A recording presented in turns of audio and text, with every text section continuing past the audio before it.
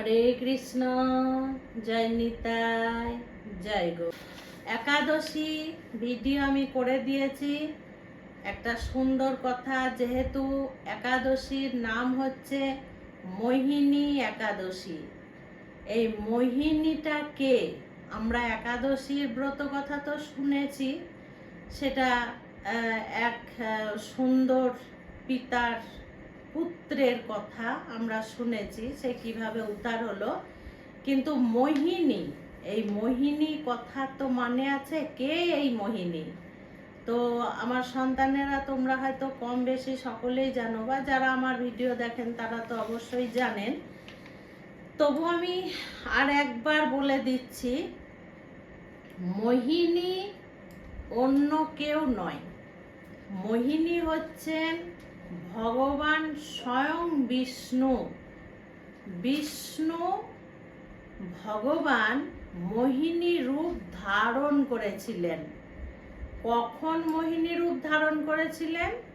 যখন সমুদ্র মন্থন হয়েছিল।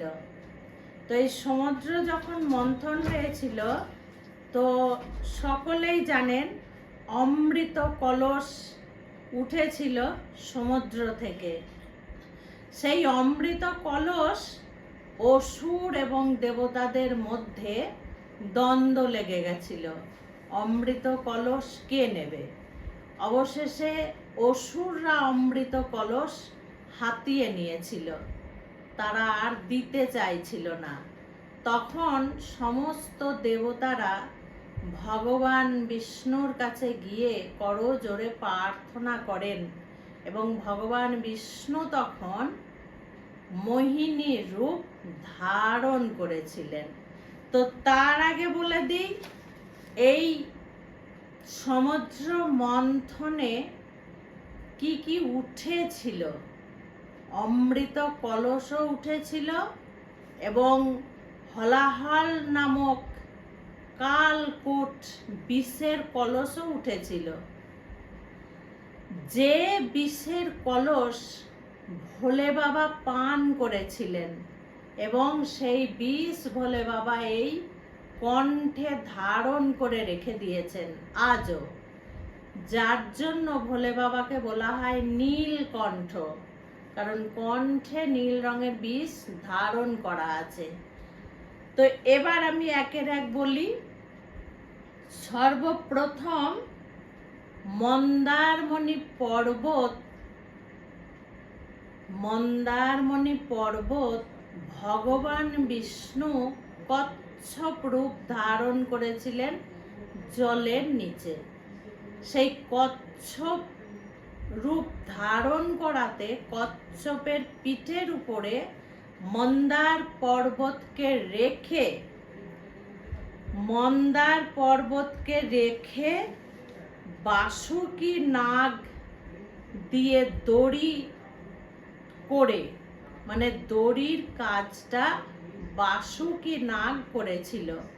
তো সেই বাসুকি নাগ দিয়ে মন্দার পর্বতকে কচ্ছপের পিঠে রেখে সমুদ্র মন্থন করা হয়েছিল। এই সমুদ্র মন্থন কোথায় করা হয়েছিল? আমাদের শাস্ত্রতে পাওয়া যায় ক্ষীর সাগরে।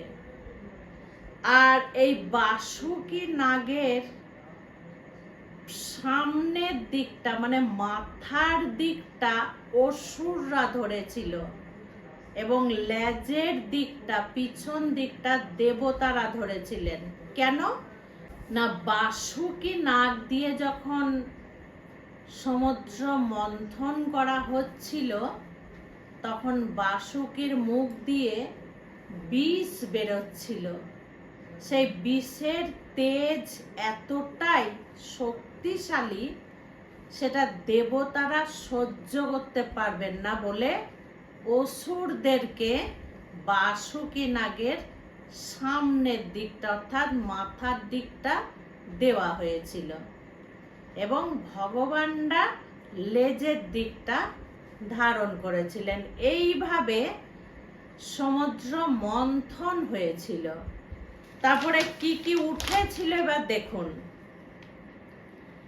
প্রথমেই উঠেছিল হলাহল নামক বিষের ঘড়া, বিষের কলস, যেটা ভোলে বাবা পান করেছিলেন। তারপরে কি উঠেছিল? ঘোড়া। তারপরে ঘোড়া উঠেছিল। তারপরে কি উঠেছিল? ওরাবত নামে হাতি। 4 নম্বর কস্তুরী মণি, যে মণি পৃথিবী বিখ্যাত, কস্তুরী মণি। 5 নম্বর কামধেনু গাই, মানে কামধেনু গোমাতা। 6 নম্বর পারিজাত পুষ্পা, পারিজাত পুষ্পা, যেটা খুব সুন্দর, যেটাকে আমাদের শিউলি ফুলও বলা হয়। পারিজাত পুষ্পাকে শিউলি পুষ্পা বলা হয়। তারপরে 7 নম্বরে উঠেছিল দেবী লক্ষ্মী, যে লক্ষ্মী দেবীকে ভগবান নারায়ণ গ্রহণ করেছিলেন। তারপরে কি উঠেছিল? 8 নম্বরে অপ্সরা রম্ভা, অপ্সরা রম্ভা, সবচেয়ে সুন্দরী মানা হতো অপ্সরা। তারপরে 9 নম্বরে কল্পতরু গাছ, কল্পতরু গাছ, যা কল্পনা করা হতো তাই পাওয়া যেত, এই কল্পতরু গাছ। আর 10 নম্বরে কি উঠেছিল?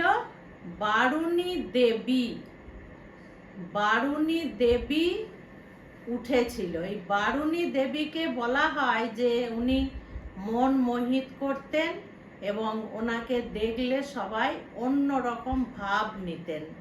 আরো কথা আছে, আমি খুব ছোট করে বলছি।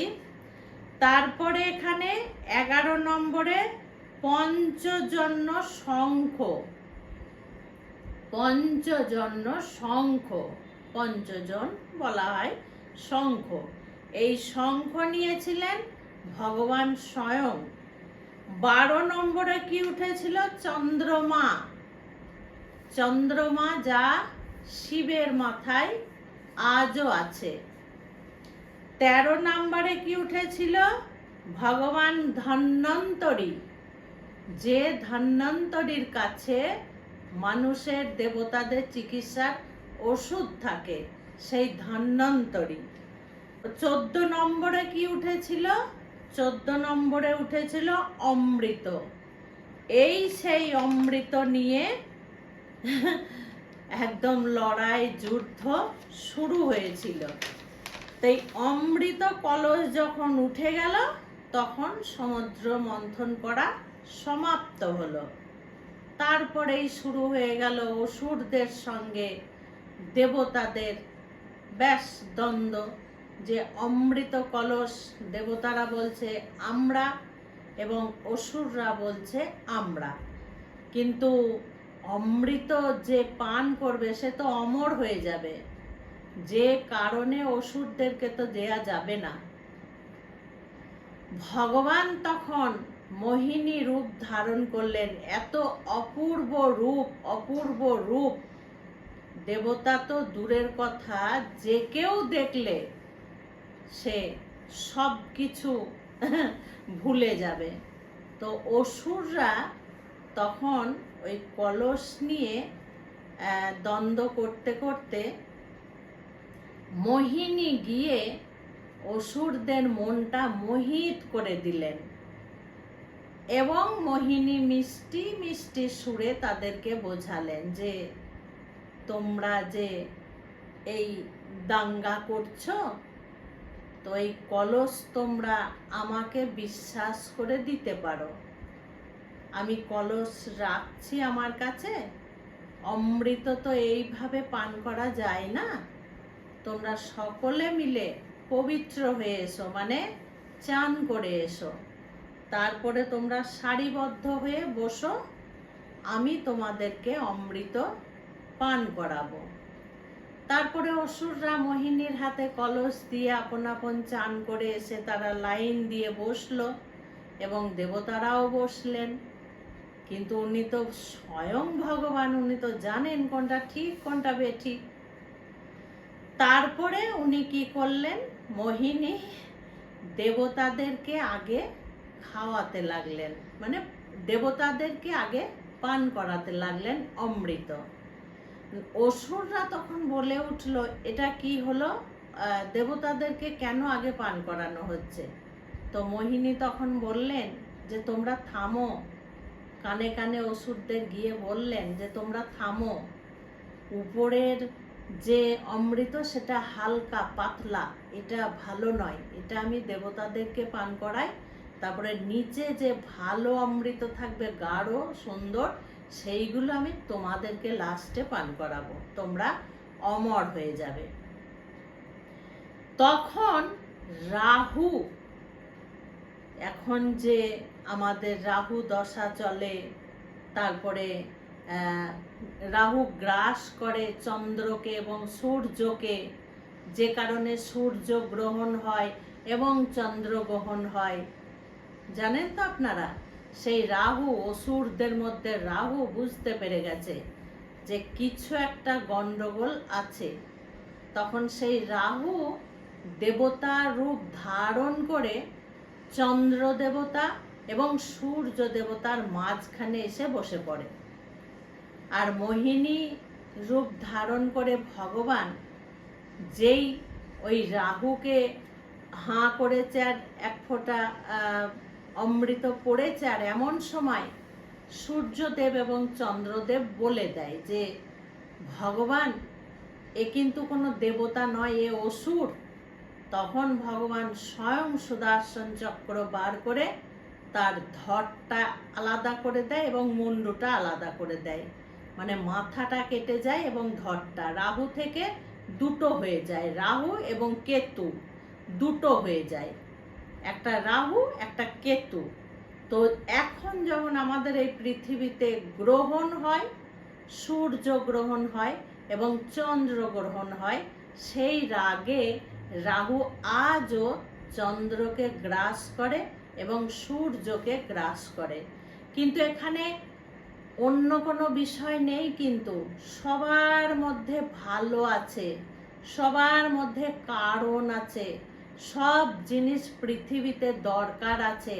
ভগবান বিনা দরকারে কোনো কাজ করেননি, ভগবান একটা বাজে কাজ করেননি। আমাদের এই পৃথিবীতে চন্দ্র গ্রহণ এবং সূর্য গ্রহণের প্রচুর দরকার আছে। যখন আমাদের গ্রহণ হয় না, সূর্যগ্রহণ চন্দ্রগ্রহণ, তখন নানা উদ্ভিদ থেকে, আমাদের গুল্ম লতাপাতা থেকে ওষুধ তৈরি হয়। যখন চন্দ্রের গ্রহণের যে আলো পড়ে সেটা দরকারে লাগে, সূর্যগ্রহণের যে আলো পড়ে বা সূর্যগ্রহণ হয় তখন আমাদের অনেক জিনিস তৈরি হয়। আয়ুর্বেদিক শাস্ত্রতে এগুলো খুব সুন্দরভাবে দেওয়া আছে। গ্রহণটা আমাদের খুব দরকার এই প্রাকৃতির জন্য, প্রকৃতি মায়ের জন্য।